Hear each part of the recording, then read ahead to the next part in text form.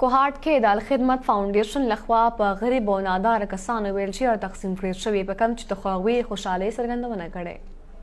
د کوهاټ په آغوش الخدمت کې ودستوره شوی چې پکې د ادارې مشرانو لخوا په 15 ناداره او مستحق کسانو باندې ویلچیر تقسیم کړی شوی په دې موقع ویلچیر ترلاسه کوونکو د خوشحالۍ اظهار وکړو او ویل چې ویلچیر سره به دوی ته په تګ راتګ کې اساني پیدا شي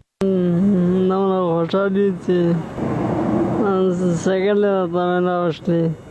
الخدمت شکریا د کول غواړو بس موږ سره پوره انداز وکړو په دې موقع د الخدمت کوهاټ مشر محمد فهیم ویناوه چې دوی به نه یوازې ویلچیر تقسیموي بلکې د معذورو او بیوسه خلکو خدمت به هم جاری ساتي نو موږ اصل مقصد د انسانیت خدمت دی او دام یو شی ویلچیر شو یا نور د سیسونه دي ایجوکیشن سایډ باندې یا د یتیمانو سایډ باندې دا ټول فیلډ کې جدا کنه منکار کوو چې هر لحاظ سره مو